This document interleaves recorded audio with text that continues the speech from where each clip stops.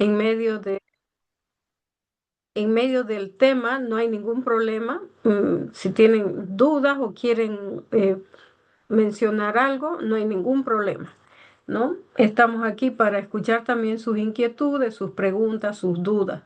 Bien, bueno, la definición en general, obviamente, ayuda ergogénica es todo aquello o cualquier método, ya sea de tipo nutricional, físico, mecánico, farmacológico, psicológico, que se realiza con el fin de mejorar la capacidad de realizar un trabajo físico determinado en el rendimiento deportivo. El término ergogénico, como cualquier medio para aumentar, o sea, se ha definido como este término para aumentar la utilización de la energía, donde se incluye la producción de energía, ¿no? Y el control para un gran rendimiento. Entonces, las ayudas ergogénicas, el fin es mejorar el control y el rendimiento y ayudar en la producción de energía para que bueno, el deportista tenga mayor posibilidad de llegar a la meta principalmente, ya sea en su función como en la forma en la que él pueda estar, de hecho, realizando entrenamientos o compitiendo también. Entonces, bueno, ergogénico proviene de las palabras o del vocablo griego. Ergon significa trabajo y genan, que significa producción. Entonces engloba todo lo que es relacionado con estos mecanismos de producción de trabajo físico.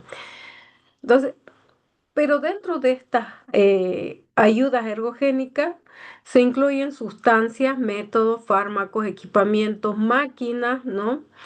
Que contribuyen a mejorar esa capacidad, ¿no? ¿Para qué? Para la producción y generación del trabajo físico por el organismo, que generalmente, como estamos hablando de deporte, eh, realiza el deportista.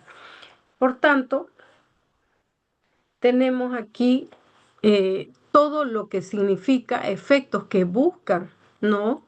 O que se buscan con las ayudas ergogénicas. O sea, ¿qué necesitamos nosotros como efecto para que las ayudas ergogénicas realicen en nuestro organismo, especialmente en el deportista?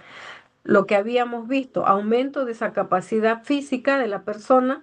¿Para qué? Para que mejore en su potencial y pueda competir en cualquier deporte. Pero dentro de ello es muy importante la nutrición.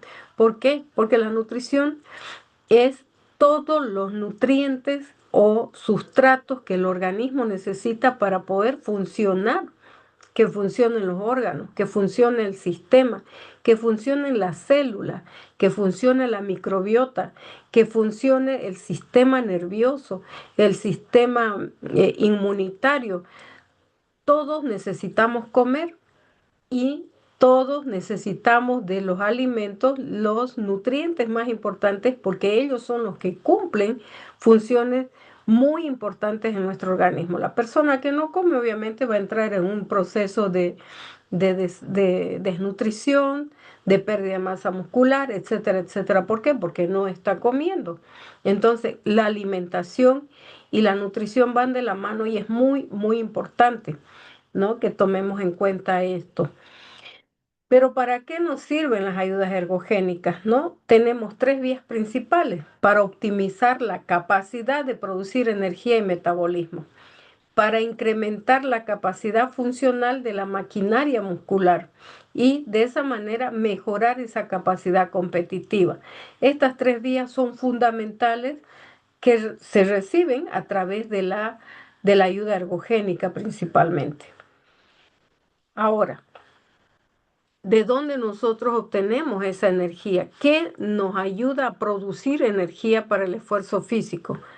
Por lo general, proviene del consumo interno de materiales orgánicos capaces de liberarlas, es decir, de los alimentos obtenemos los nutrientes y aquí vemos, por ejemplo, las proteínas, los lípidos y los carbohidratos y posteriormente vitaminas y minerales. Estos son nutrientes. Macronutrientes, las proteínas, los lípidos y los carbohidratos son moléculas grandes. Y vitaminas y minerales, micromoléculas que son en realidad las, los micronutrientes principalmente que obtenemos a través de las frutas, de las verduras específicamente, en pequeñas cantidades, pero que si una de ellas llegara a faltar, puede ocasionar un desnivel, un desfase, un desequilibrio en nuestro organismo, ¿no? O producir alguna enfermedad. Entonces, ¿de dónde obtenemos la cantidad de energía? Generalmente los carbohidratos, de los lípidos, también de las proteínas. Cuando no se las utiliza, obviamente el organismo en su metabolismo las va a almacenar como parte de grasas para que en algún momento sean utilizadas. Y si no se las utiliza, seguirán almacenándose y produciendo obesidad, en muchos casos sobrepeso. Entonces, estas son una de las ayudas ergogénicas más importantes porque si no comemos, no tenemos energía, no tenemos la facilidad para poder movilizarnos o realizar cualquier actividad, ya sea en nuestra vida diaria o en un entrenamiento o una competencia que realizan generalmente los deportistas. Por lo tanto, aquí vamos a ver los tipos de ayudas ergogénicas.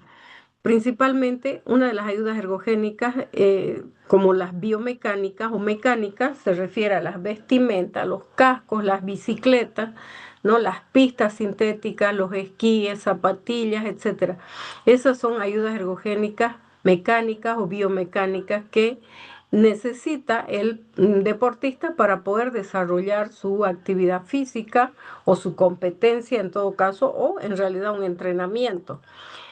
La psicológica, ¿no? Hay la psicología deportiva que se utiliza principalmente para que el psicólogo realice técnicas de concentración, de relajación, de pérdida de ansiedad, inclusive utiliza hipnosis, etcétera, para poder ayudar a que el deportista pueda sentirse relajado y no esté eh, sometido a una presión donde eso va a interferir en su buen desarrollo, en su buen comportamiento, como en la, en el momento que él pueda competir o pueda estar en un entrenamiento. Entonces, más que todo en las competencias, se utiliza bastante la ayuda de la psicología deportiva, porque es ahí donde los deportistas se encuentran en un estado o están muy sometidos a un estrés, ¿no? A un estado de situación nerviosa,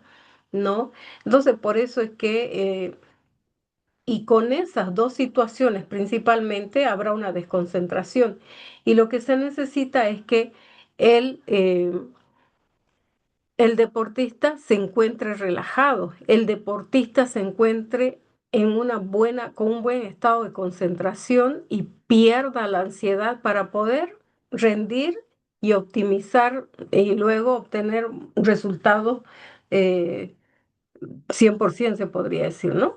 Entonces, optimizar los resultados.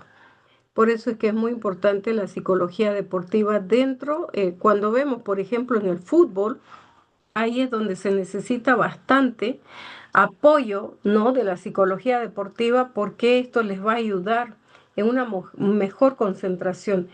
Se ha visto que nuestro fútbol, por ejemplo, tiene uno de estos grandes problemas que posiblemente acarrea, porque están casi, dice, vamos a ganar, pero interiormente y mentalmente pueden estar sometidos a un estrés donde ellos mismos sientan esa presión, obviamente de que no van a ganar porque ya han pasado por muchos partidos todo el tiempo y por lo general muy pocas veces ellos han llegado a ganar, ¿no? Entonces, cada que se presentan se dice que ellos están sometidos a ese estrés de, bueno, quedar bien ante sus hinchas más que todo, ¿no?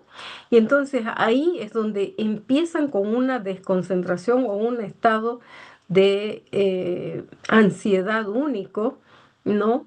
Y creo que eso trae mayor falla, ¿no? En su estado de competición, porque no hay relajación, no hay ese estado de concentración y eso hace de que ellos estén constantemente, mientras están jugando, con esa sensación de ansiedad, con esa sensación de no estar relajado. Entonces, una de las buenas ayudas que necesitarían, tal vez, no sé si ellos realmente cuentan con un psicólogo deportivo, ¿no? O con la ayuda de una psicología deportiva que pueda mejorar ese estado, porque obviamente ellos van y dicen, como que han defraudado mucho a la población o a sus hinchas en todo sentido y se sienten con esa presión todo el tiempo. Dicen, vamos a ganar, pero interiormente su mentalidad está negativa porque han visto muchas pérdidas en ellos hacia o dejar que el otro equipo gane más que ellos, o finalmente pues no se gana más que un cero, ¿no? 0-1, 0-2, etcétera, etcétera.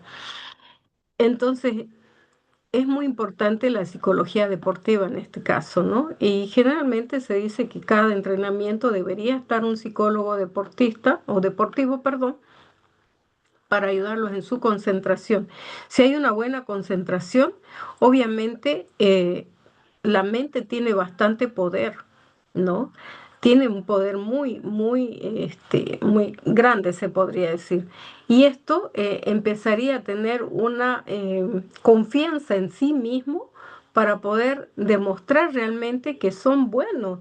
Tenemos buenos jugadores, pero se dice que generalmente entran sometidos a a un estrés muy grande, un miedo de perder y de que defrauden a sus hinchas principalmente, o cuando hay una competencia del Mundial de Fútbol, ¿no?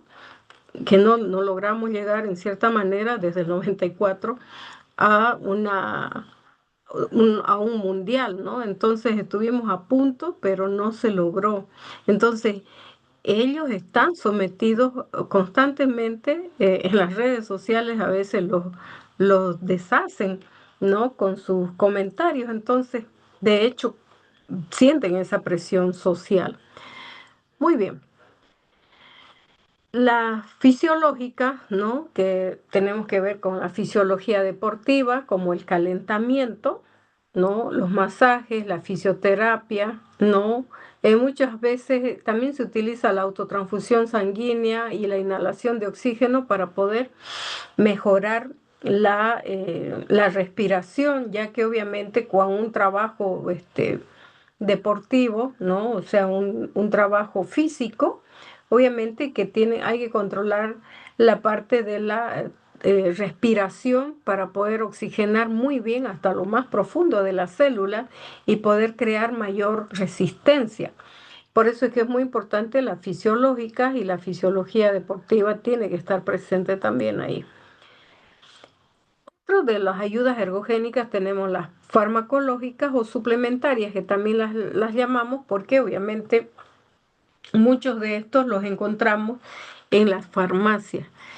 Las permitidas, como la creatinina o la carnitina y la creatina, ¿no? El bicarbonato sódico, la glucosamina, ¿no? El citrato de sodio, los ginsenosidos, ¿no? La lecitina, el orizanol piruvato, el fosfato antioxidante, el glutatión inosina, ¿no? La colina y el ácido pangámico, que son los más utilizados para poder reforzar el estado de fuerza, más que todo fuerza muscular, energía mental en los deportistas. Entonces, estos sí son los más permitidos. Los que son prohibidos son los dopajes, los que inducen a dopar, ¿no? Como la efedrina, y es un potencializador para, para quemar grasa, es como un quemagrasa, pero está prohibido porque es una droga también.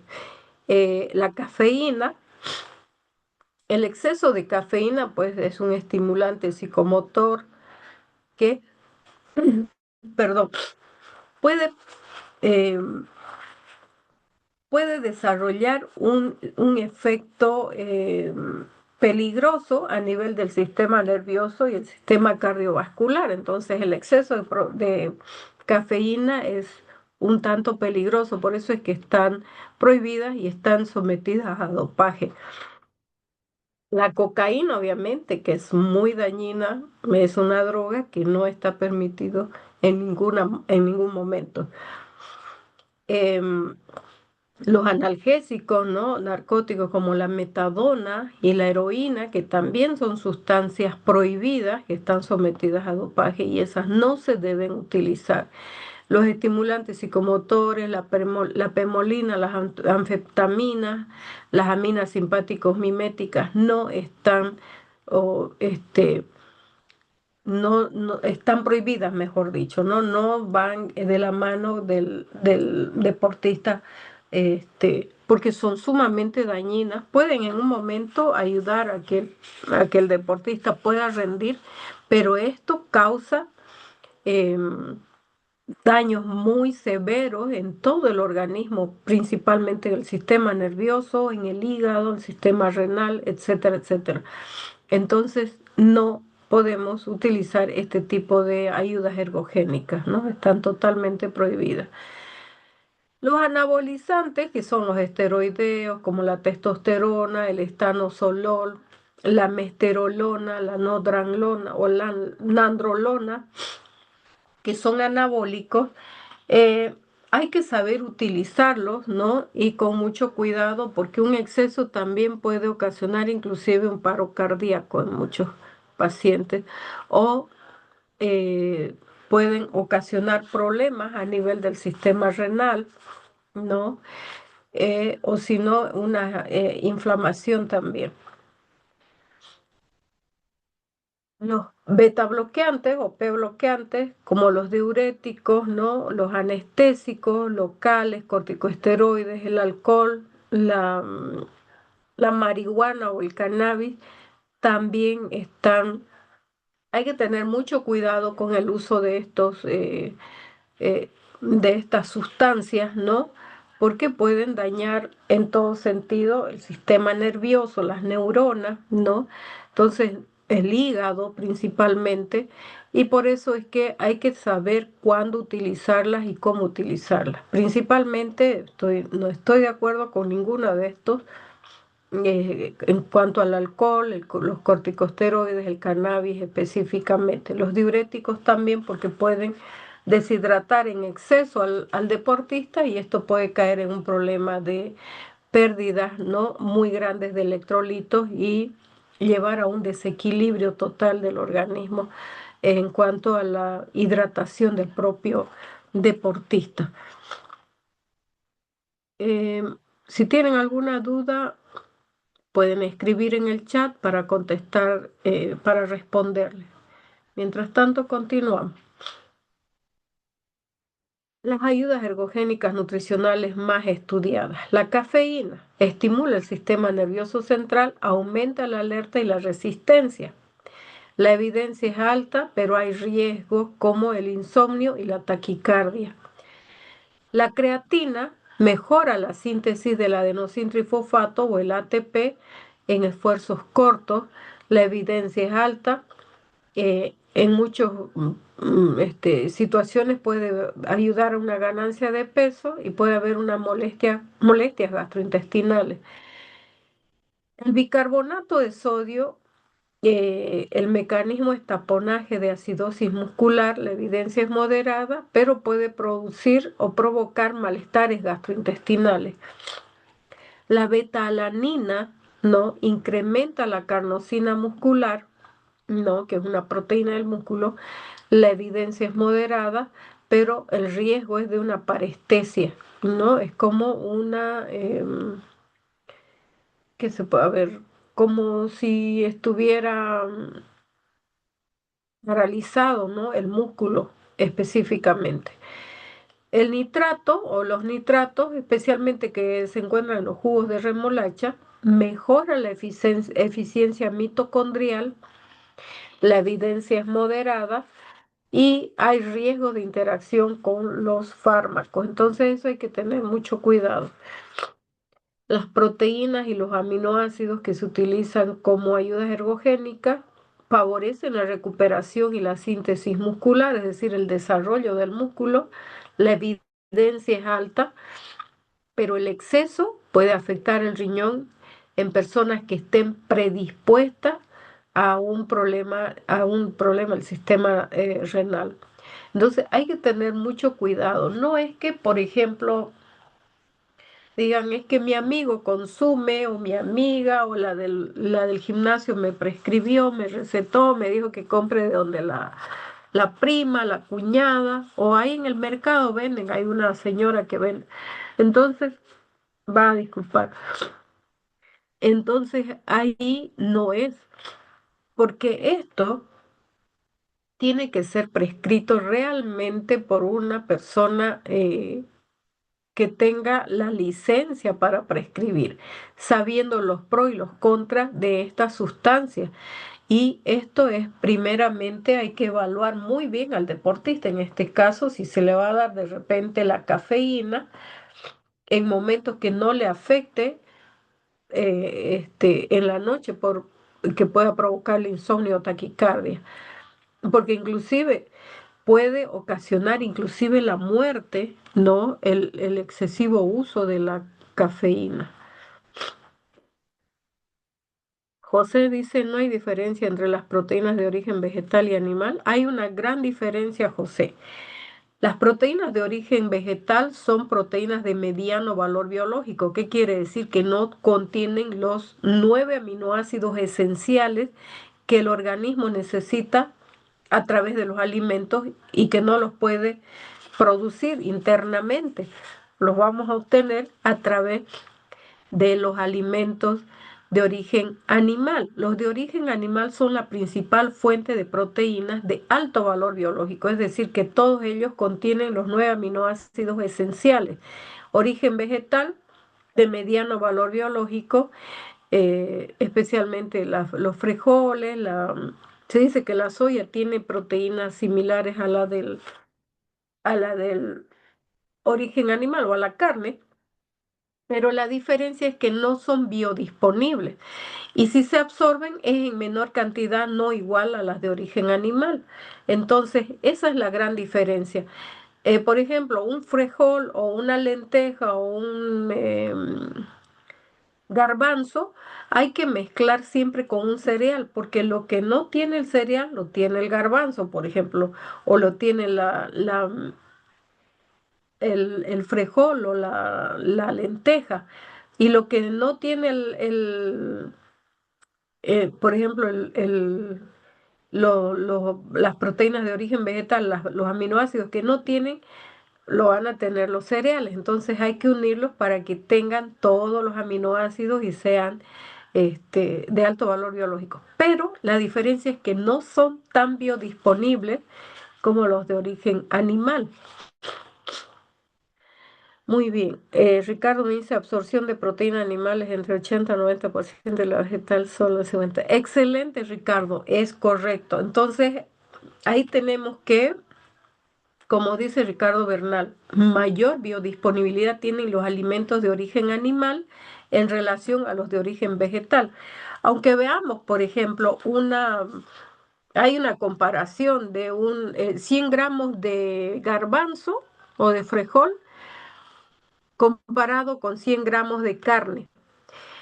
Los frijoles tienen mayor cantidad de proteínas, pero en realidad son proteínas de mediano valor biológico. Entonces no se van a absorber, no son tan biodisponibles como y requieren de un cereal para cumplir con los aminoácidos que le faltan a estos o limitantes que tienen los de origen vegetal.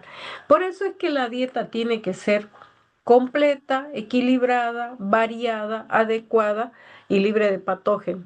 Es decir, variada, podemos comer, no digo que no consumamos frijolitos, por ejemplo, con arroz, que es lo más conocido. Entonces la proteína del huevo está entre 80 y 90%. Correcto, correcto, José. El huevo es el patrón, de ahí han obtenido todos los suplementos que las grandes farmacéuticas nos mienten y nos dicen consuman esto que tiene todo mejor que el huevo. El huevo es dañino, el huevo colesterol, el huevo esto, el huevo aquello. Han comenzado a hacerle tan mala propaganda o publicidad al pobre huevo, ¿para qué? Para vender ellos sus productos que ni siquiera muchas veces son biodisponibles y aparte en esos suplementos siempre vienen agregados químicos, posiblemente no son los más eficientes o eficaces para nuestro organismo y que pueden venir incluso metales pesados como el plomo, el aluminio, el níquel, ¿no? Entonces hay que tener mucho cuidado porque nosotros somos seres naturales y necesitamos los alimentos naturales, no vivir de suplementos. La única vez que yo puedo prescribir suplementación es cuando tengo un paciente desnutrido que no voy a poder llegar a los requerimientos calóricos o los requerimientos diarios de proteínas, carbohidratos, lípidos y vitaminas y minerales, voy a tener que suplementar. Pero lo mejor es que si tenemos una dieta completa, adecuada, variada, equilibrada, libre de patógenos, es lo mejor que podemos hacer dentro de un plan dietético, ¿no? Un plan de alimentación. Entonces, sí, la proteína del huevo está entre el 80 y 90% de absorción. La mejor forma de comer el huevo es cocido, no crudo, porque sus moléculas son muy grandes y las vellosidades del intestino no las van a poder absorber y se van a pasar de largo. Lo mejor es desnaturalizar esas proteínas a través de la cocción en todas las formas que quieran preparar. Así que huevo crudo no. Muy bien, José, por la participación. Ricardo Bernal, José también. Bueno, me parece perfecto. Todo lo que ustedes están aportando es correcto. Bien, entonces, dentro de todo esto tenemos que tener mucho cuidado. Ahora los suplementos con macronutrientes, es decir, las ayudas ergogénicas son las que más se utilizan como, por ejemplo, las bebidas deportivas energéticas, la dieta de supercompensación de carbohidratos, ¿no? Son necesarias porque el carbohidrato es el que más rápido se utiliza, ya que es uno de los primeros inductores de la energía. Luego los suplementos proteicos, si se dan suplementos que sean hidrolizados para que sean mucho más digeribles, vienen en pastillas también y suplementos con solo aminoácidos, ¿no? Entonces, ¿cuál es la técnica de sobrecompensación de carbohidratos? Los carbohidratos rápidamente son utilizados y hay que sobrecompensar esos carbohidratos. Entonces, en el deporte hay que analizar mucho el llenado de glucógeno muscular, especialmente en los músculos esqueléticos. El glucógeno es uno de los carbohidratos principales de almacenamiento y este se almacena principalmente, perdón, se almacena principalmente en el hígado y en los músculos y es de ahí de donde nosotros obtenemos la energía. De todas maneras, tenemos que tener en cuenta que nosotros vamos a utilizar los carbohidratos dependiendo de la actividad que utilicemos. Si es una persona que va a hacer, por ejemplo, una competencia de un maratón, necesitamos darle más carbohidratos porque, ¿para qué? Para que no se le vaya a agotar en medio camino, se podría decir. Entonces ahí es donde sobrecompensamos. Pero un exceso de carbohidratos sin tener que hacer actividad física se va a almacenar como glucógeno muscular, pero en muchos casos, si no se utiliza ese glucógeno, va a ser utilizado o almacenado como triglicéridos. ¿Dónde? En el tejido adiposo. Es decir, más que todo le encanta ir a la grasita a los lugares del abdomen, ¿no? Ese es el tejido adiposo más conocido. Entonces, es muy importante en el deporte que se vacíen previamente los depósitos de glucógeno muscular mediante el ejercicio físico. Por eso es que siempre se induce al gordito, al obesito, haga ejercicio, gaste las energías que tiene en el tejido adiposo para que se le pueda compensar de una mejor forma. Y al hacer actividad física, obviamente siempre va a tener más glucógeno que triglicéridos guardándose en el tejido adiposo. Entonces, ese proceso de vaciamiento de glucógeno muscular y carga de carbohidratos son los procesos que solamente lo va a llevar a cabo un deportista con mucho tiempo de realizar actividad física o con bastante edad deportiva, o sea, mayor a 2 años y con una adecuada alimentación y salud. Y esto es lo que vemos. Estos son los resultados de mucho tiempo de realizar actividad física o o bueno, competir y entrenar, ¿no? Entonces ahí sí va a utilizar ese glucógeno de manera correcta, va a utilizarla y se tiene que compensar de nuevo con nuevo carbohidrato para que haya un círculo, pero un círculo compensatorio positivo, beneficioso para el deportista.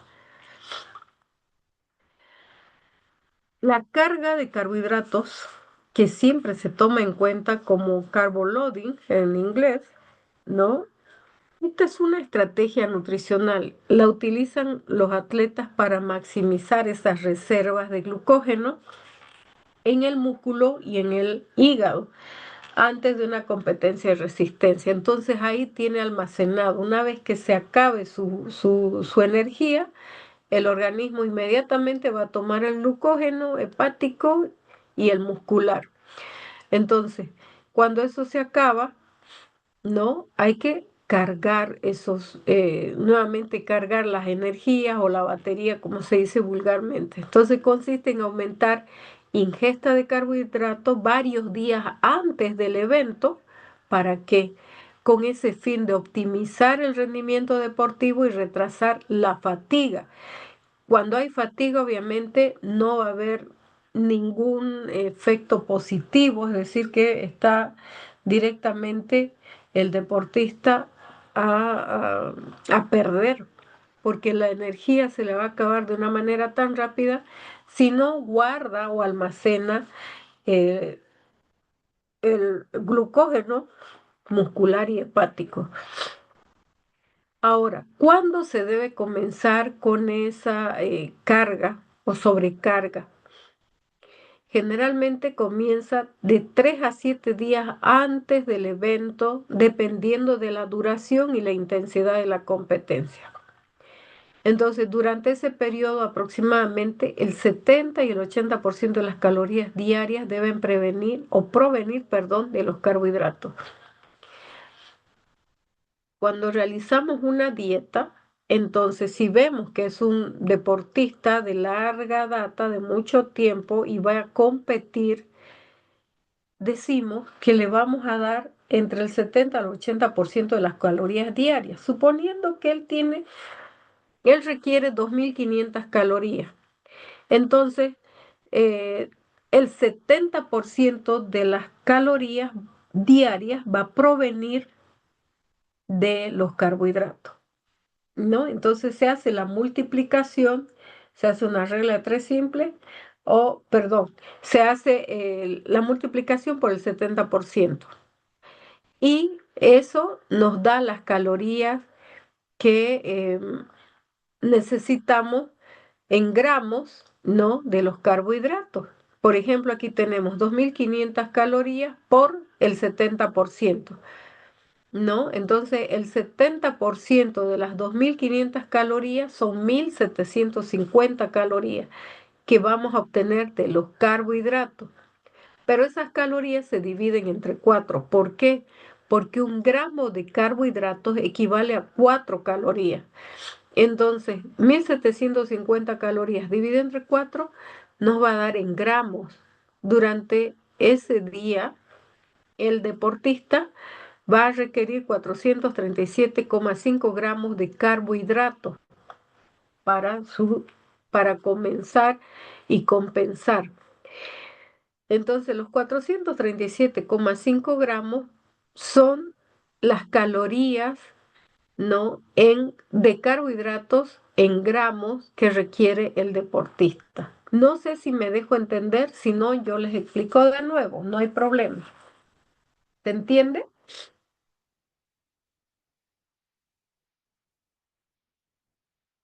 Uno más, listen, por favor. ¿No? ¿No lo escuché? ¿Será que puede explicar otra vez, Nick, por favor? Claro que sí, con todo gusto. José me dice que sí, Sonia me dice que sí, Ricardo me dice clarísimo, perfecto. Pero sí voy a volver a explicar. Estamos poniendo un ejemplo. Supongamos que este paciente, este deportista necesita 2.500 calorías. Aunque los deportistas de élite, por ejemplo, necesitan 3.000 o 4.000 calorías, especialmente los maratonistas de élite, ¿no? Pero estamos poniendo un ejemplo de 2.500 calorías. Entonces, en la distribución de los macronutrientes, es decir, la distribución de proteínas, de carbohidratos y de grasa, los carbohidratos, que es la principal fuente de energía, se da entre un 70 a un 80%, es decir, entre un 70 a un 80% de las calorías totales van a ser parte de los carbohidratos. Es decir, que los carbohidratos van a aportar un 70% de las calorías totales. Entonces, ¿cómo voy a obtener en calorías y en gramos? Entonces, lo que dice es 2.500 suponiendo que vamos a distribuir un 70%, decimos 2.500 por el 70%. Entonces, el 70% se convierte en 1.750 calorías del aporte de carbohidratos que vamos a dar. Vamos a dar un 70% y las calorías van a provenir de los carbohidratos un 70%. Entonces, hemos multiplicado 2.500 calorías de las calorías totales que requiere el deportista. Vuelvo a recalcar, el 70% proviene de los carbohidratos, de calorías. Entonces, multiplicamos 2.500 por 70%. O sea, sacamos el 70% de las 2.500 calorías y me da 1.750 calorías. Es decir, estas calorías provienen de los carbohidratos. Pero para convertirlos en gramos necesito dividir entre 4. ¿Por qué? La ley o la OMS o todo lo que habla el equivalente en gramos, quiere decir que un gramo de carbohidratos equivale a 4 calorías. Por eso es que yo lo divido, no es que yo, sino que se divide estas 1.750 calorías que hemos obtenido del 70% de los carbohidratos entre 4. ¿Por qué? Porque un gramo equivale a 4 calorías de carbohidrato o un gramo de carbohidrato equivale a 4 calorías. Eso lo divido y me da 437,5 gramos. Estos 437,5 gramos los tengo que distribuir en los tiempos de comida que tenga nuestro deportista. No sé si ahora me dejo entender.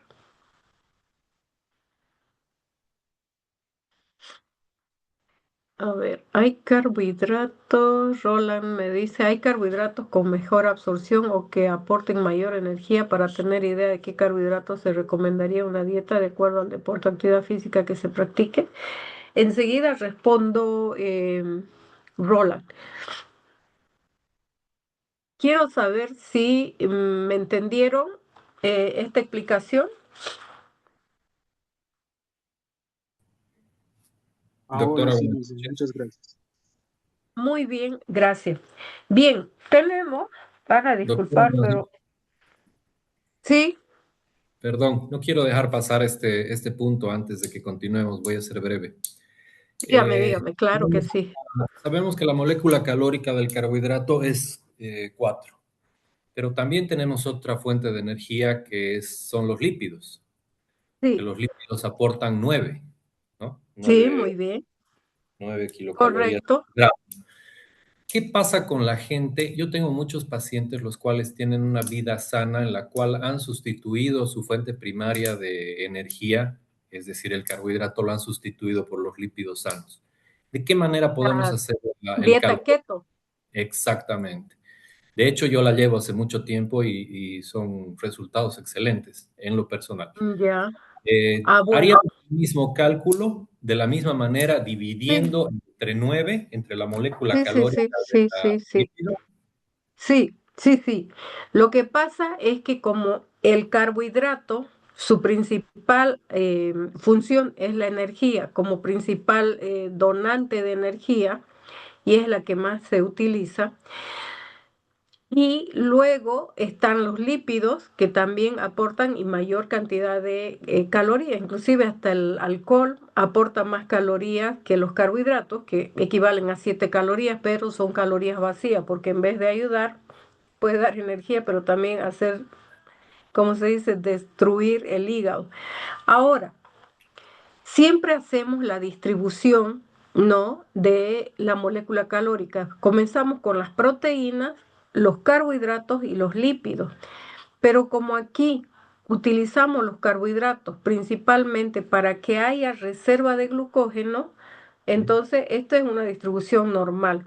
Ahora, si nosotros prescribimos una dieta keto, obviamente que nos vamos a inclinar por las grasas y vamos a dejar de utilizar los carbohidratos. Pero hay un riesgo a veces, muchas veces, en que no todos los deportistas o los pacientes que utilizan la dieta keto, por ejemplo, pueda ser, pueda recibir ese organismo de una manera correcta, porque tiene que ver mucho la persona, la microbiota, su metabolismo, su tipo de cuerpo, si es, o su biotipo, si es ectomorfo, endomorfo, mesomorfo, Ujú. inclusive su raza puede puede hacer de que no le siente bien la dieta cetogénica.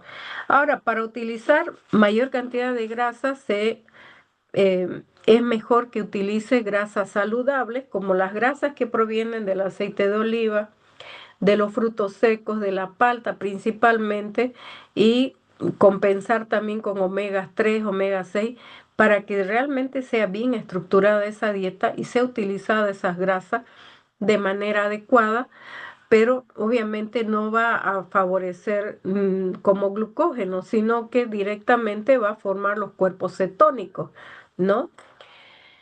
En un comienzo, la dieta cetogénica fue exclusivamente elaborada y creada para los epilépticos, ¿no? La epilepsia refractaria, porque obviamente los cuerpos cetónicos no permitían que hagan muchas sinapsis momentáneas, ¿no es cierto?, que provocan las convulsiones en los pacientes y que de hecho se está utilizando hasta el día de hoy.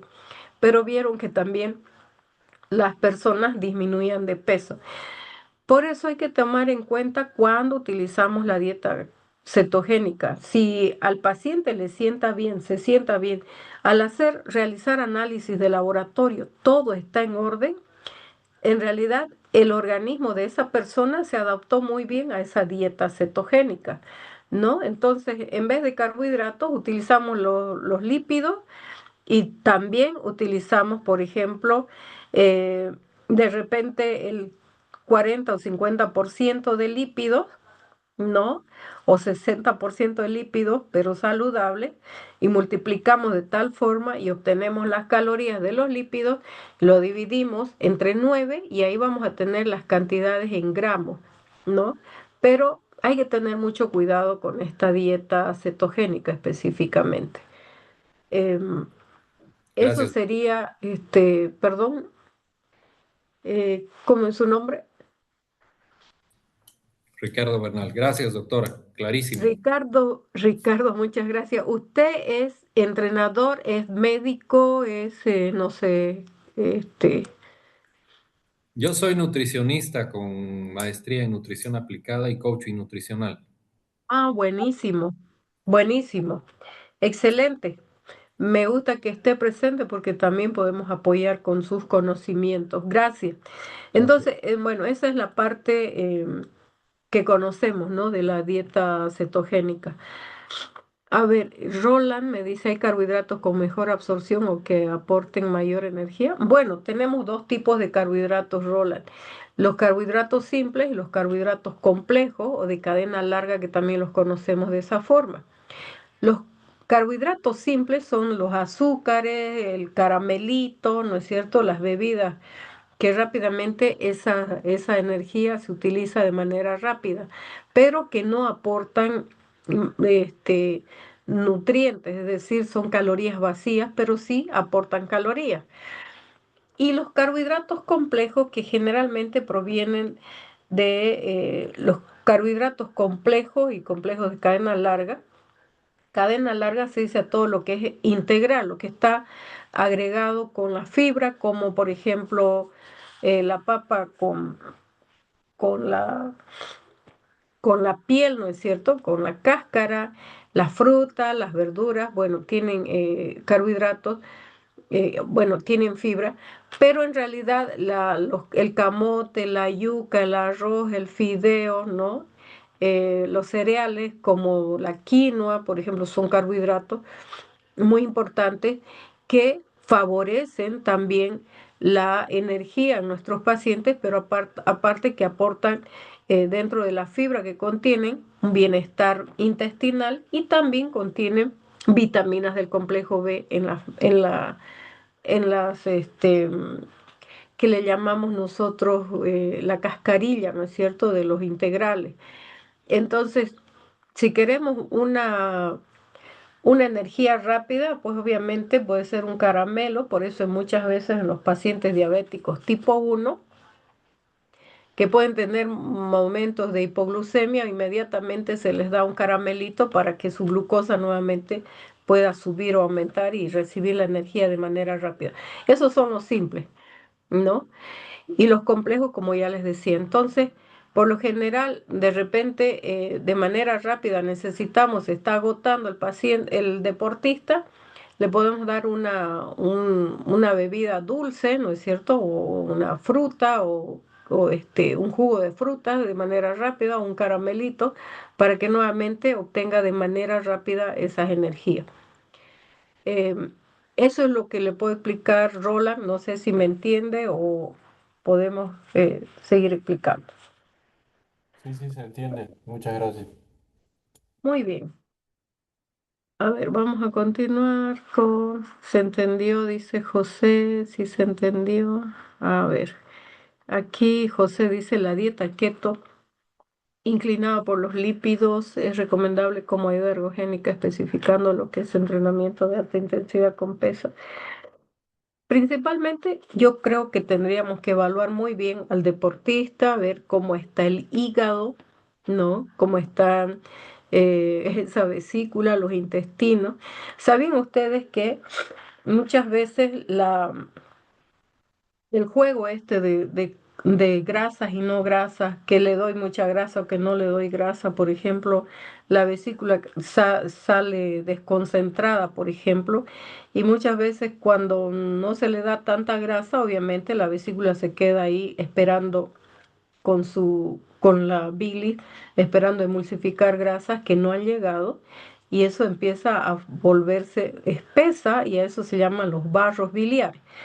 Pero el exceso de grasa también puede eh, muchas veces afectar el hígado, dando una esteatosis, etcétera, etcétera. Por eso hay que saber qué tipo de grasa se puede consumir, no es cualquier grasa, ¿no? Que también en la actividad física sí va a dar mejores resultados porque la van a utilizar esa energía o esos cuerpos cetónicos sí la van a utilizar. Pero el problema es que los cuerpos cetónicos también tienen lo malo de estos cuerpos cetónicos que pueden traducir en una halitosis, ¿no? En muchas personas, eh, un poco,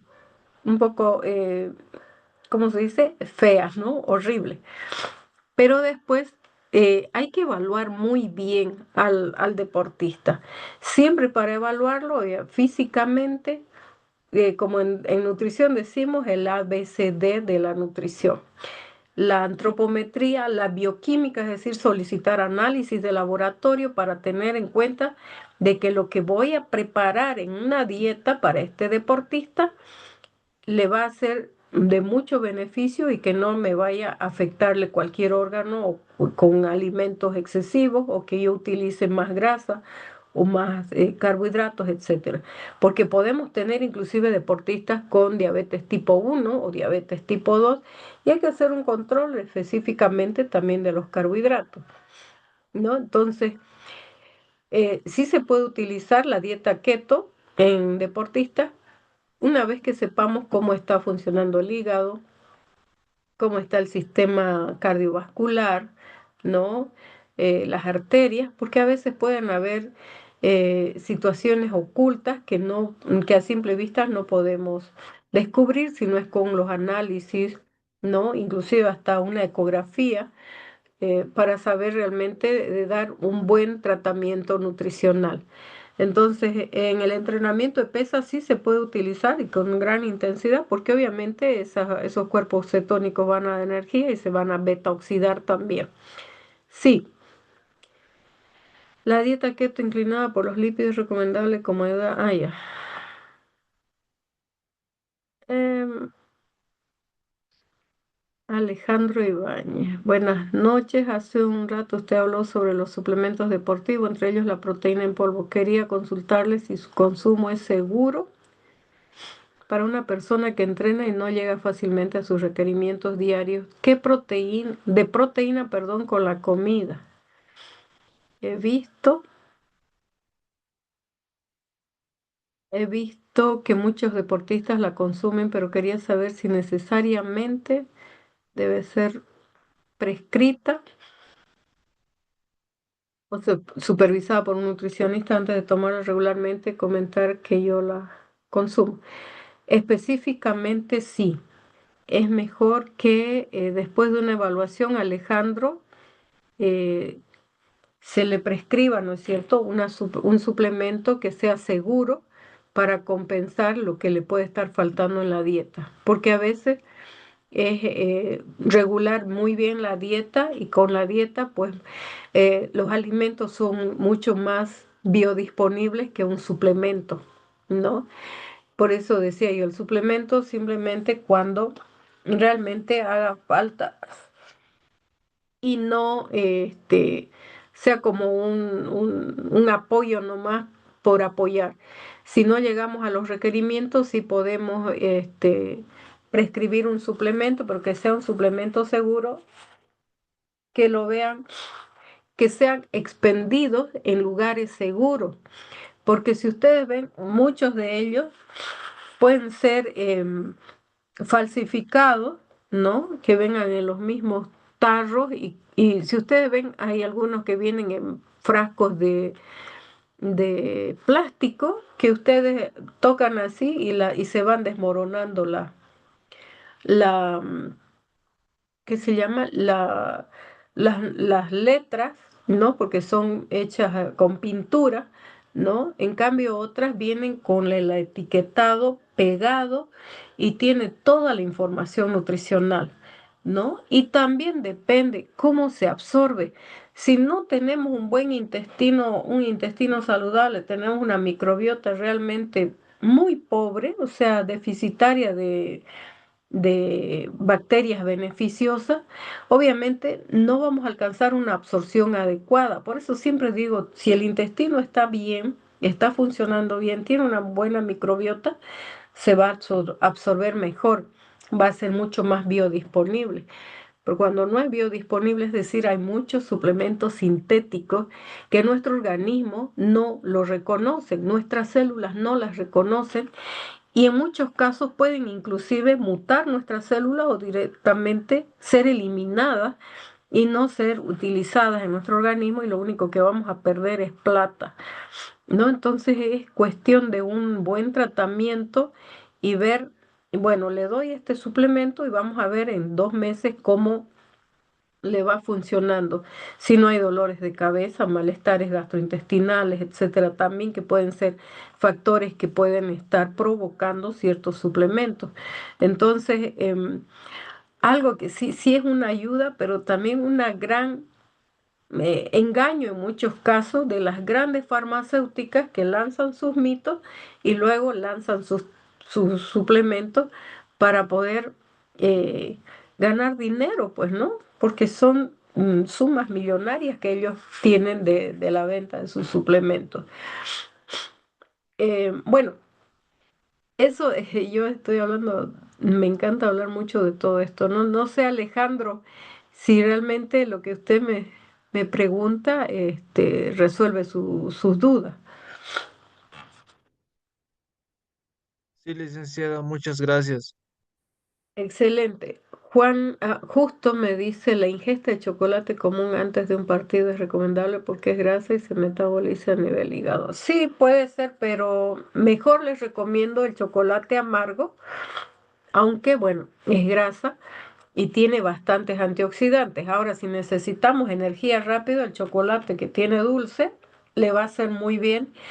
Lo va a utilizar porque tiene el azúcar como parte del carbohidrato y la grasita del mismo chocolate, que sí la va a utilizar como energía y obviamente al realizar la actividad física, obviamente se va a metabolizar y se va a utilizar, ¿no? Entonces no va a quedar afectando ni el hígado, ni los riñones, ni nada por el estilo, ni el sistema cardiovascular. Claro que sí, no hay ningún problema de ello, ¿no? Justo. Bien, vamos a pasar a la siguiente eh, diapositiva donde dice plan de carga de carbohidratos, ¿no? Días 3 a 7 antes del evento.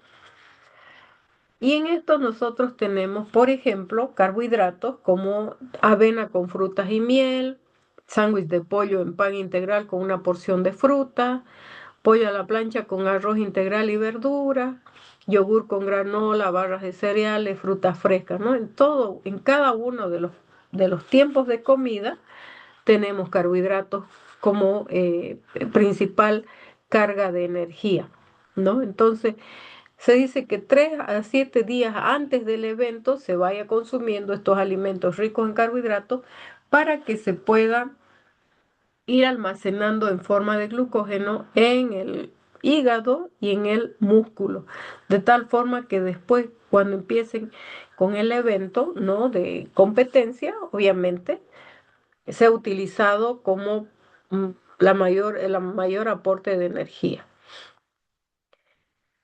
Días 1 a 2 antes del evento también se puede utilizar. Por ejemplo, aquí tenemos un desayuno de panqueques integrales con plátano y jarabe de arce. El jarabe de arce es muy dulce y es un carbohidrato de rápida acción, ¿no?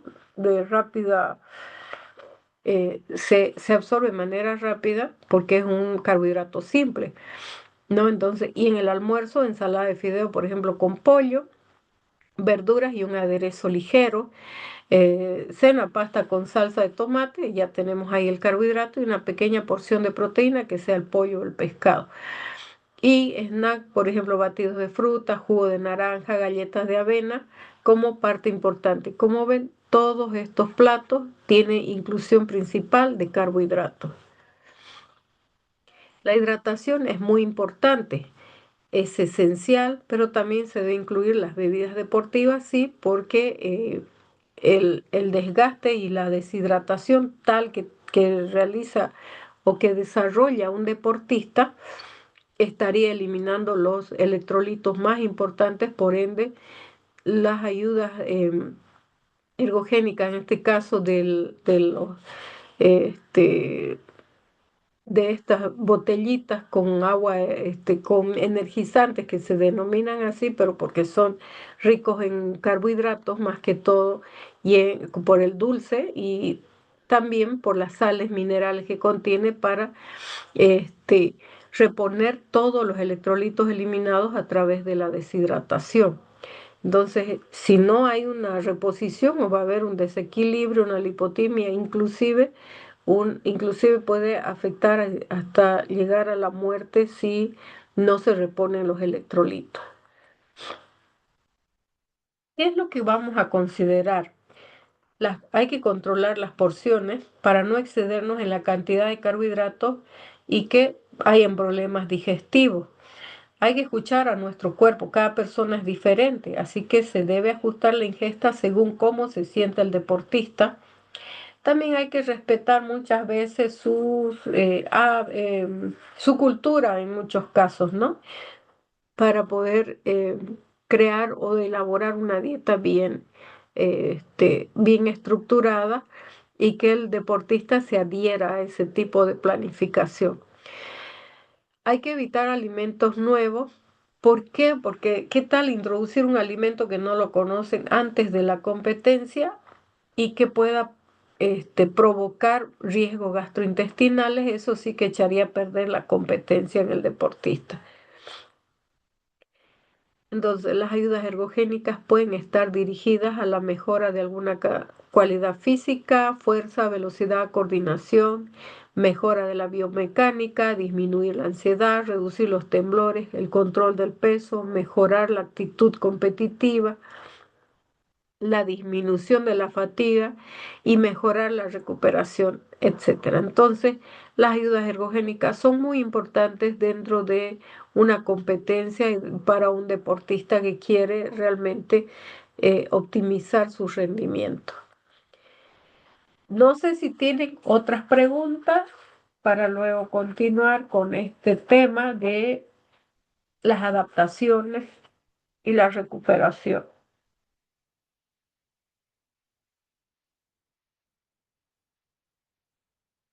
Bueno.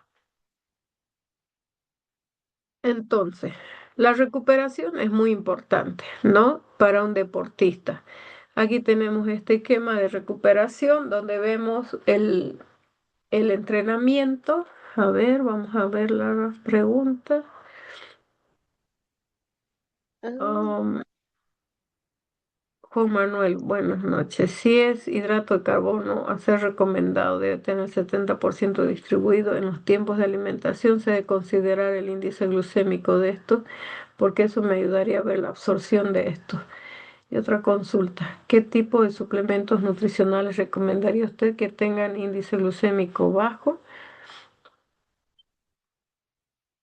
o de absorción lenta con el propósito de mejorar el rendimiento de larga data? Bien, respecto a los hidratos de carbono, ¿no? Del 70%, si utilizáramos carbohidratos de índice glucémico elevado, em, en el constante trabajo del deportista, es decir, aquel que tiene ya una disciplina de realizar todos los días entrenamiento y de luego competir, obviamente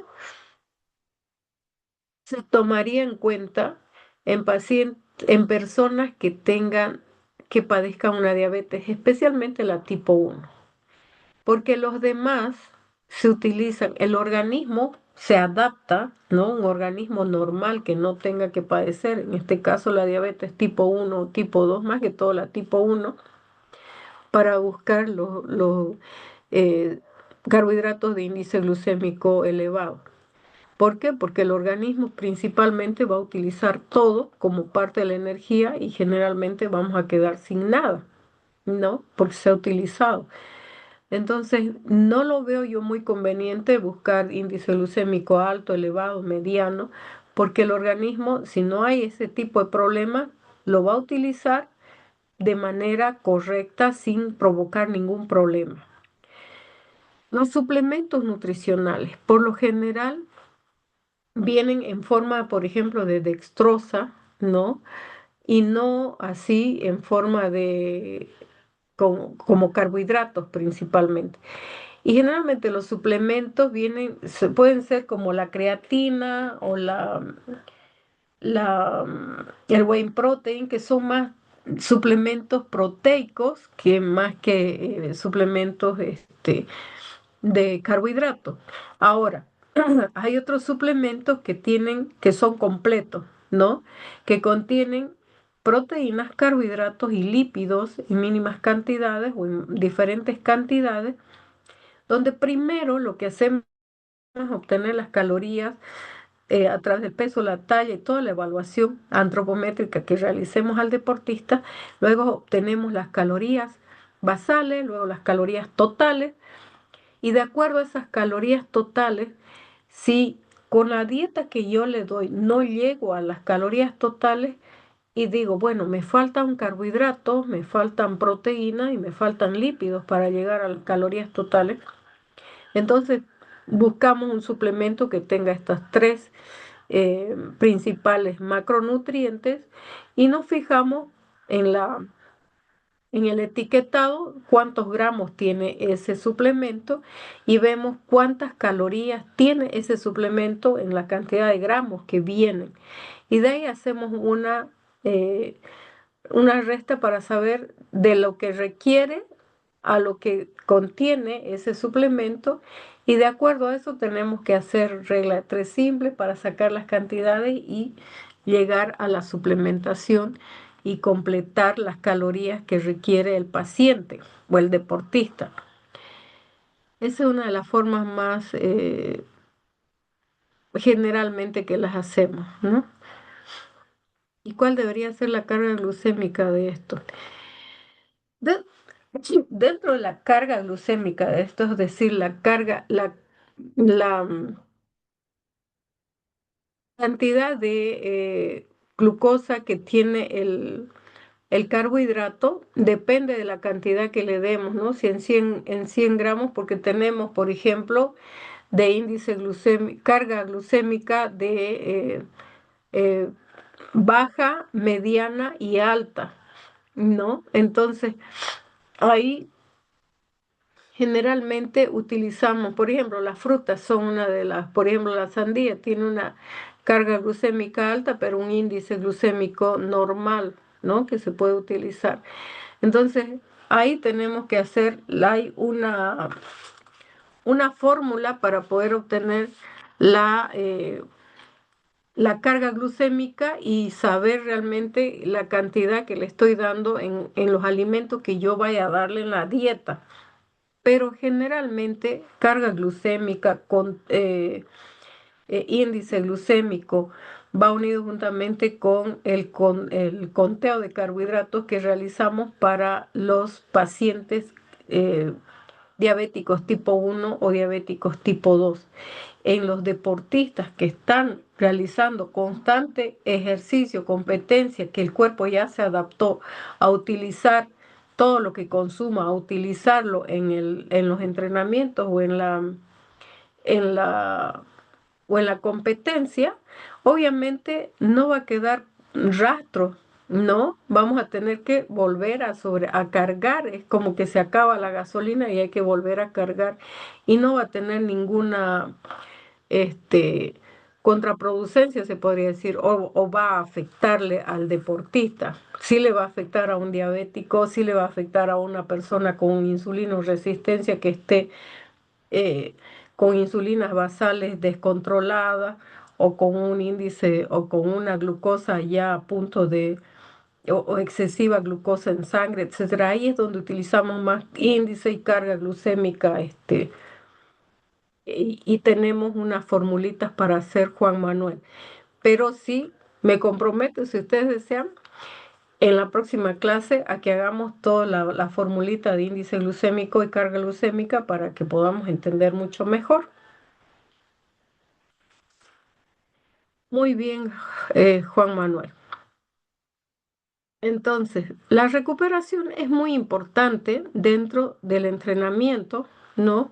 Porque obviamente este esquema no nos muestra o nos está mostrando que no es un evento aislado. El entrenamiento y la recuperación dentro de estos entrenamientos tiene que haber una buena recuperación continua, ¿no? Que debe adaptarse al momento del ciclo deportivo, ¿no? Entonces, eh, el entrenamiento diario nos va a permitir una competencia puntual, planificación de toda la temporada, es decir, que siempre y cuando el deportista esté con entrenamiento, que es el ejercicio, y después del entrenamiento debe haber recuperación.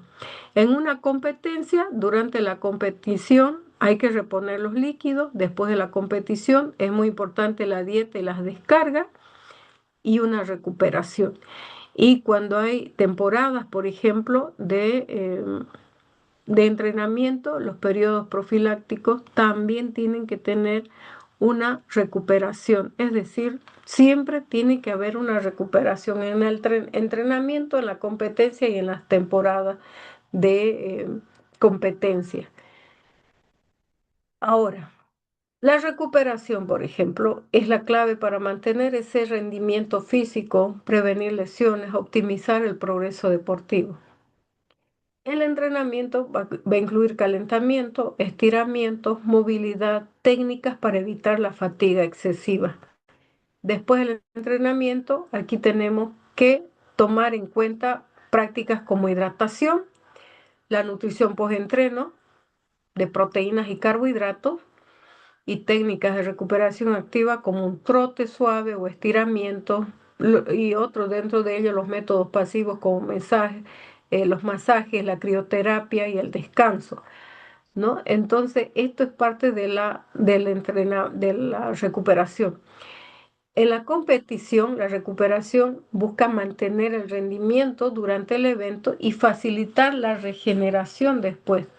Durante la competición hay que reponer los líquidos y los electrolitos, hay que controlar el esfuerzo para evitar sobrecarga y después de la competición la dieta adecuada para reponer energía, descargas físicas, mentales, ¿no? Que pueden incluir descanso activo, técnicas de relajación, etcétera. Están dentro de la recuperación total.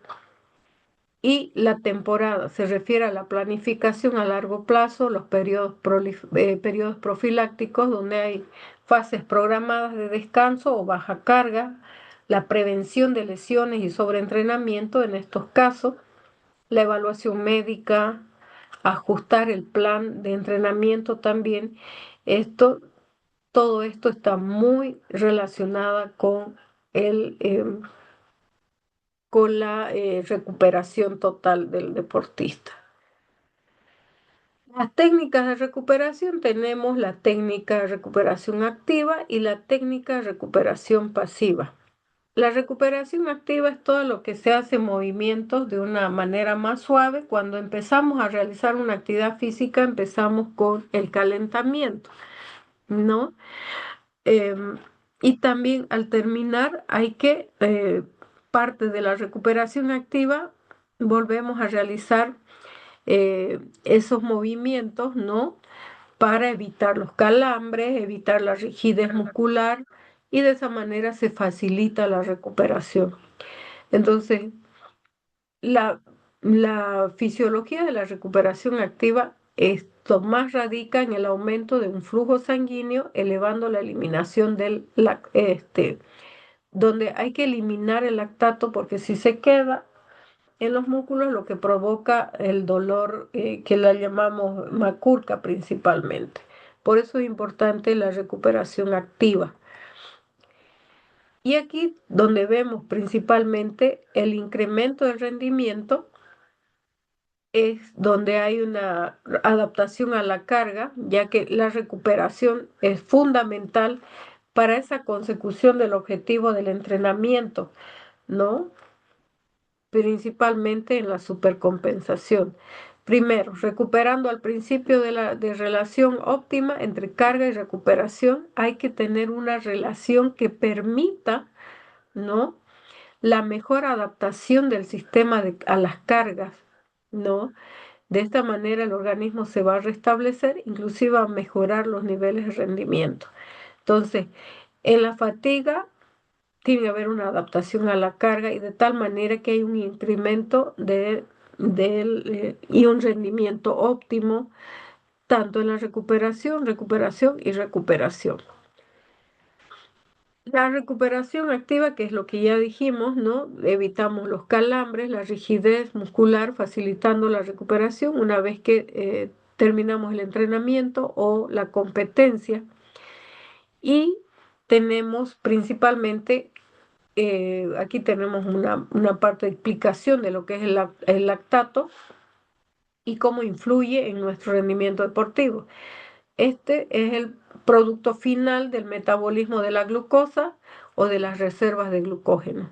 Entonces, el lactato se forma o se produce en todo momento de un ejercicio físico y también esa concentración varía en función a la intensidad y a la actividad física que se realice.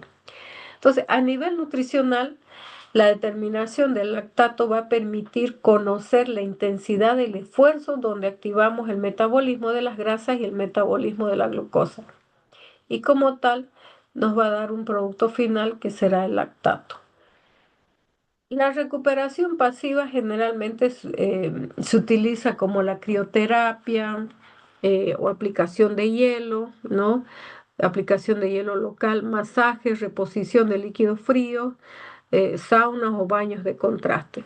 Aquí generalmente los jugadores de rugby o fútbol americano generalmente utilizan estas bañeras muy grandes cargadas de hielo, ¿no? Para poder recuperar. Y esta es la recuperación pasiva. O también cuando se utiliza un fisioterapeuta que pueda dar los masajes necesarios en la zona, perdón, en las zonas donde realmente ha habido más sobrecarga de gasto energético, ¿no es cierto? O de trabajo intenso. Se necesita muchas veces los masajes, pero tienen que hacerlo más que todo un fisioterapeuta que sabe las zonas y los lugares específicos para realizar este tipo de masaje. De ahí es que a esto se denomina recuperación pasiva. Está como la crioterapia o aplicación de hielo, no reposición de líquido frío, los saunas o los baños de contrastes principalmente, esos son las recuperaciones pasivas. Ahora, no sé si tienen alguna pregunta o duda al respecto para que pasemos a hidratación deportiva. ¿Alguna duda o pregunta o está todo claro?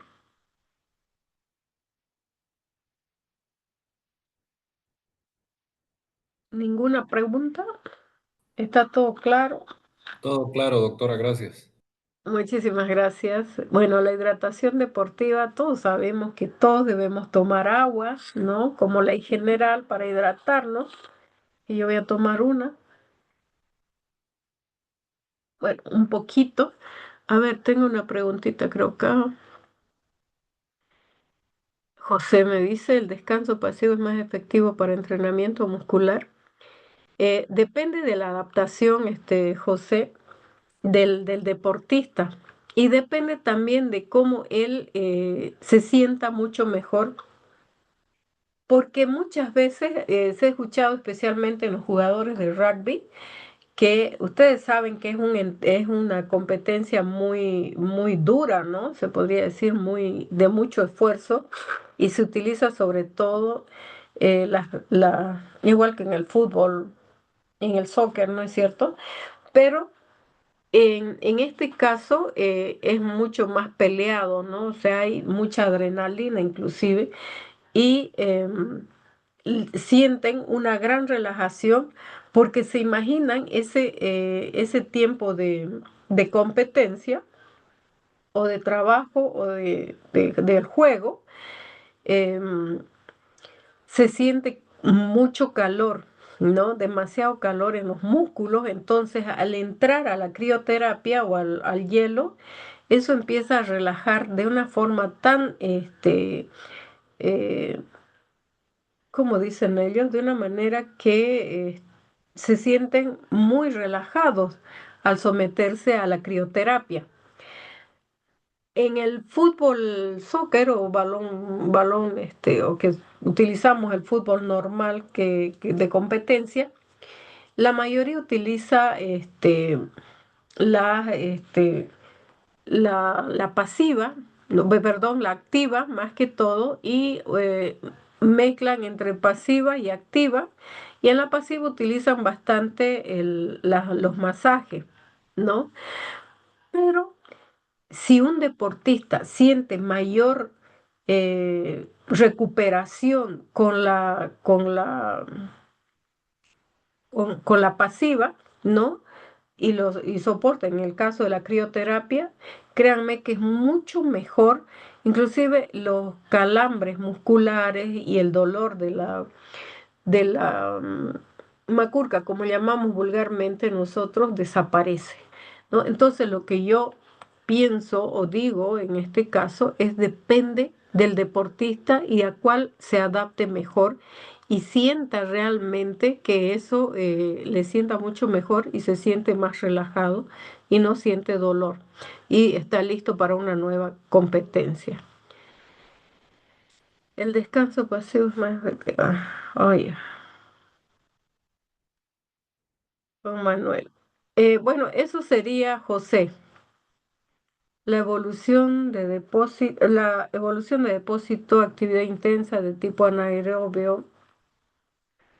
¿Qué tipo de proceso de recuperación debería tomar como recomendación? Esto frente a uno que haga deporte de intensidad media y aerobio. ¿Qué tipo de proceso de recuperación? Entre intensidad media y aerobia, no, los aeróbicos especialmente, se utiliza por lo general pasiva, perdón, la activa. Es mucho mejor la activa en los aeróbicos y en los de mediana intensidad pueden ser ambos también. Lo que más pensamos o muchos de nosotros hacemos de que el deportista vea por cuál más, en cuál se siente mejor y cuál su organismo se adapta mucho mejor y tenga mejores resultados, porque puede hacer pasiva y activa y sentirse perfectamente posteriormente, o puede hacer solamente la activa y sentirse muy bien, o no sentirse tan bien y utilizar la pasiva, ¿no? Depende de la adaptación del deportista y de la intensidad que pueda recibir. En el caso de la intensidad media y aerobia, yo indicaría la activa, ¿no? Yo indicaría la activa mucho mejor. Eso sería Juan Manuel. Muy bien. Bueno, la hidratación sabemos que en los deportistas es muy importante porque influye de una manera directa en su rendimiento. La hidratación antes, durante y después del ejercicio es una herramienta básica para mantener el rendimiento físico, prevenir los efectos nocivos de la deshidratación, ya que va a provocar, va a ser un desequilibrio total en los hidro, en los, en la, ¿cómo se llama? En los electrolitos internos del organismo, ¿no? Provocando un desequilibrio total, ¿no? Del hidroelectrolítico. Por eso es que es muy importante la ingesta de volúmenes específicos de líquido, ya sea de agua o bebidas isotónicas. Hay que evitar que los efectos del déficit de agua, ¿no? Sobre la termorregulación y el rendimiento físico y la salud. Cuando nuestro organismo es sometido a una gran cantidad de actividad física, ¿no? Obviamente el termómetro empieza a elevarse, ¿no? O sea, nos calentamos demasiado, empezamos a tener bastante calor y ocurre el sudor. Y el sudor es líquido, ¿no es cierto? Donde se eliminan sales, ¿no? Se eliminan electrolitos, pero ese líquido que sale es para regular, termorregular nuestro organismo, es decir, refrigerar el organismo. Y no es grasa en realidad lo que se está eliminando, es agua para refrigerarnos. Por eso es importante como la termorregulación. Y en el deportista es ley que tengan que hidratarse. Igual en zonas donde hace bastante calor tenemos que hidratarnos porque realmente el calor intenso del ambiente pues hace que tengamos que sudar y eliminar electrolitos, inclusive vitaminas del complejo B, y aquellas también son hidrosolubles y se eliminan y podemos tener serios problemas de déficit, ¿no? De tiamina, por ejemplo, podemos tener el caminar del borracho, se dice cuando hay déficit de tiamina. Bueno, las funciones vitales del agua para el ser humano. Todo ser humano requiere agua. ¿Por qué? porque cumple una función de termorregulación, cumple la función de nutrición y de eliminación de sustancias de desecho. Entonces, como ya mencionaba, la termorregulación es una vez que entramos en un exceso de calor, obviamente sudamos para refrigerarnos y termorregular. Y en la nutrición tiene un papel fundamental porque ayuda en el transporte de los nutrientes que ingerimos hacia las células, especialmente a las células musculares, así también como la absorción de muchas vitaminas hidrosolubles y para que también incluyamos los electrolitos y estos no nos falten y desequilibren nuestro organismo. Nos ayudan los desechos de toxinas, ¿no es cierto? Eh, de creatinina, ¿no? Para que se producen con el metabolismo de las proteínas. Es decir, la creatinina es en los desechos de todas las proteínas que hemos consumido que son eliminados a través de la orina. Y como la orina es agua, pues obviamente es, eh, se necesita eliminarlas porque esas creatininas, si no se eliminan, se convierten en desechos tóxicos en nuestro organismo. Y esto ocurre muchas veces en pacientes renales crónicos. Por eso, bueno, estamos hablando de renales crónicos que ya los riñones no están funcionando, no eliminan nada de esta sustancia y eso se convierte en tóxico para estos pacientes. Entonces, el agua pues es muy importante. Los tiempos de hidratación tenemos, por ejemplo, durante el ejercicio, 100 a 200 mililitros cada 15 a 20 minutos. eh, Después del ejercicio, alrededor de 1,5 litros, ¿no? Por cada kilogramo perdido durante el ejercicio. Y antes del ejercicio debemos eh, consumir 500 mililitros 1 o 2 horas previas antes de hacer el ejercicio. Entonces, estos son datos de la Organización Mundial de la Salud como dato general para que durante, después, bueno, antes, durante y después de la actividad o el ejercicio sepamos cuántas cantidades necesitamos para poder rehidratarnos normalmente. La deshidratación, obviamente, tenemos un instituto de investigación del agua y ellos recomiendan, ¿no? Agua y Salud para obtener un buen rendimiento deportivo, mantener un equilibrio hídrico constante y evitar la deshidratación. El agua, obviamente, es un inductor también de energía. Por eso es que ustedes recuerdan las termoeléctricas, ¿no es cierto? O por ejemplo, en Tarija está San Jacinto, las represas de San Jacinto, muy importantes, que son las mediadoras, obviamente, de la electricidad. Entonces, también en nuestro organismo necesitamos del agua. Y en el caso de deshidratación, puede provocar una disminución del rendimiento, un desequilibrio total en el organismo, fatiga, cansancio. Por eso es que es muy importante la reposición durante el ejercicio para poder mantener ese equilibrio hidroelectrolítico en nuestro cuerpo. Los síntomas de la deshidratación es el cansancio, la debilidad, taquicardia, calambres musculares, inclusive vómitos y somnolencia. A través de la orina nosotros podemos detectar hidratación según el color de la orina y ustedes pueden ver una hidratación excelente cuando la orina marca, o se puede ver un color blanquecino, blanco, transparente, igual que el agua casi. La hidratación buena todavía es un color medianamente amarillo, ¿no? Y a medida que la hidratación entra en acción, se podría decir, el color de la orina va tornándose más oscura, hasta llegar a una deshidratación severa, que es la última, donde el color de la orina es sumamente oscuro, ¿no? Entonces, eso es más fácil para saber si hay deshidratación o no. Los síntomas, por ejemplo, en una deshidratación leve o moderada, encontramos que hay sed, boca seca o pegajosa, no se orina mucho, la orina amarilla oscura, la piel seca y fría, dolor de cabeza, calambres musculares. Este tipo de piel acartonada, que se denomina así por la deshidratación, ocurre muchas veces en los deportistas deshidratados o también en las zonas de mucho frío, que la gente no tiene sed ni acostumbra a tomar agua o hidratarse. Aparecen estos en los nudillos de las manos, en el rostro, ¿no? La dureza del tejido, ¿no? Como ustedes pueden ver aquí. Entonces, esto es señal de deshidratación.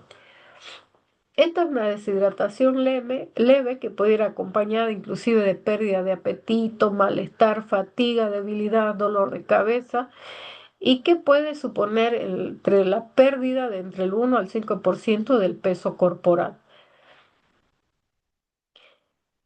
Te- Perdón. Tener la piel seca o con pérdida de elasticidad escasa, como la que veíamos en la imagen, ¿no es cierto?, de una piel acartonada. Eso determina que se ha perdido entre un 6 y un 8% del agua corporal cuando vemos estos síntomas específicamente físicos. La deshidratación severa, por ejemplo, es cuando ya se sienten esos espasmos musculares, problemas en el equilibrio, confusión mental, ¿no? Por la pérdida del sodio, el potasio principalmente y el magnesio, la dificultad para hablar, eh, puede haber un aumento de la frecuencia cardíaca y de la temperatura. Eso indica que el cuerpo, el organismo ha perdido entre un 9 y un 11% del agua corporal. Entonces, el agua mineral está reconocida como una de las mejores formas de hidratarse, ¿no? ¿Por qué? Porque es un agua pura por definición que no ha recibido tratamientos químicos ni microbiológicos para purificarla. Generalmente esta agua mineral pura, natural, sin que pase por ninguna, ¿cómo se puede decir? Fábrica donde tienen sus máquinas para tratar el agua y para agregarle los electrolitos, eh, generalmente son las aguas o el agua del manantial, ¿no? Agua de manantial, ¿no? En la naturaleza pura, donde hay bastante naturaleza, selvas y hay agua, hay rocas. Ahí es donde se encuentra el agua de manantial. Esa agua es pura, transparente, llena de minerales, ¿no? Entonces, esa es el agua natural mineral, la que procede de los manantiales y que es rigurosamente controlada y su composición también depende de la ubicación del manantial y de la tierra donde esté corriendo ese manantial. Entonces, esa es la bebida idónea, ¿no? Pero muchos me decían, ¿de dónde voy a sacar yo agua de manantial mineral? En una ciudad grande, por ejemplo, donde no hay mucho acceso a llegar a esos lugares, pues obviamente hay que comprar el agua mineral que nos venden, ¿no? Como en los, en las botellitas, ¿no? Pero esta agua de manantial es pura, ¿no? Y es microbiológicamente sana y aparte, como es pura, porque mantiene sus minerales completos y constantes. Entonces, beber agua entre 1,5 litros por kilo perdido es muy importante en la rehidratación en aquellos deportistas, ¿no? Especialmente aquellos que compiten en carreras, ¿no? Específicamente ya sea ciclismo, maratones, em, saltos, etcétera, etcétera. Bueno, en todo sentido, porque sí va a haber una gran deshidratación. Y la rehidratación, ¿no? Es muy importante para reemplazar los carbohidratos y promover esa reparación y el crecimiento muscular en los primeros 60 a 90 minutos. Después del ejercicio es muy importante esta rehidratación, aunque esto continuará durante las siguientes 12 a 24 horas. Entonces, ¿cómo debe comenzar la rehidratación? desde el momento 0 a 30 minutos posteriores de haber terminado una sesión de entrenamiento o competencia. Pero la urgencia por carbohidratos y proteínas después del ejercicio depende mucho de cuánto tiempo se tenga hasta la próxima sesión. Pero hablando de rehidratación, es muy importante inmediatamente después de comenzar eh, o después de terminar, perdón, una sesión de entrenamiento. No sé si tienen alguna pregunta, duda para que... Doctora Ricardo Bernal nuevamente. Muy bien, Ricardo, adelante. Tengo una consulta, es sobre la formulación de la tasa de sudoración, si nos podría explicar un poco. Eso, la formulación de la tasa de sudoración, les cuento que lo tenemos en el tema donde vamos a hacer la planificación de la dieta, ¿no? Ahí está todo lo que les voy a explicar, justamente la tasa de sudoración, el, las fórmulas, ¿no? De tasa de sudoración, sí o sí se los voy a explicar en este tema que está preparado justamente en la planificación de la dieta, porque tenemos que planificar la hidratación, la tasa de sudoración, es decir, la eliminación del sudor y de de los electrolitos. Y todo eso sí se los voy a explicar, se los voy a enseñar paso a paso, junto con esta otra fórmula que hablábamos del, del índice de glucosa, glucémica, índice glucémico también. Bueno, voy a explicarles también eso. Vuelvo a recalcarle que sí, eso está listo para explicarles en la clase que corresponde o al tema que corresponde de la planificación de la dieta, porque sí hay que planificar la hidratación respecto a la sudoración de los deportistas. ¿Ya? Ahí se los voy a explicar muy bien, está dentro del tema, para evitar volver a explicarle.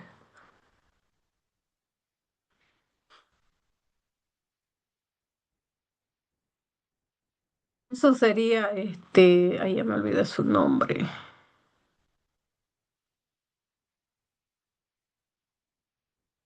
¿Cómo es su nombre? Me olvidé.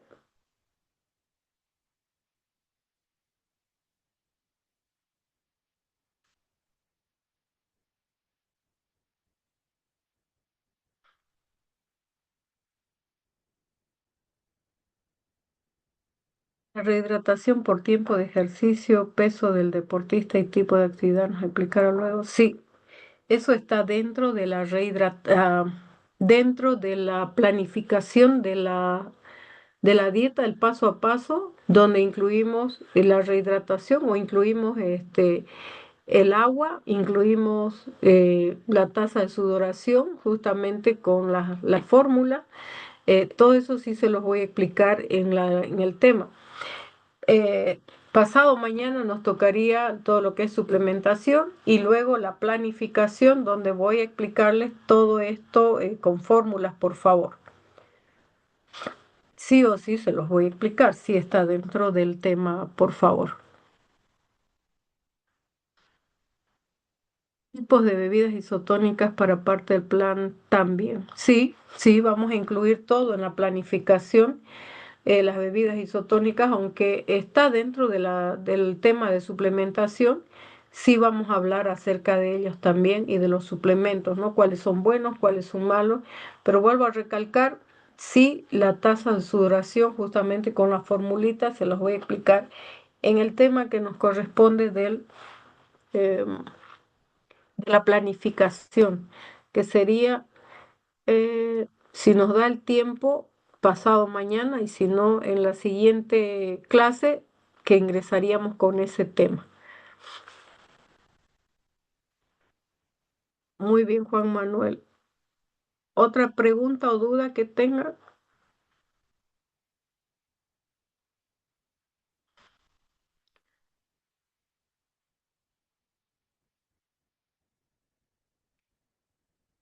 ¿Ninguna?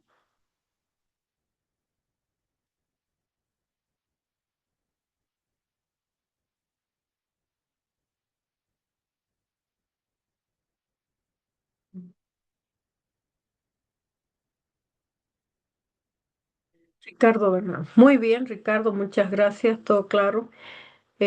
Sí, vamos a incluir todo eso, no se preocupen, es muy importante explicar, ¿no es cierto? Para tener una nutrición deportiva mucho más específica, ¿no? Mucho más acertada. Y así para también sacar las dudas que ustedes tengan para poder aplicar en sus trabajos. Gracias, Denis, muchas gracias. Bueno, si no hay ninguna duda, ninguna pregunta, pues terminamos este tema. Hasta acá quedamos. Nos volveremos a reunir el próximo miércoles, no, jueves. El jueves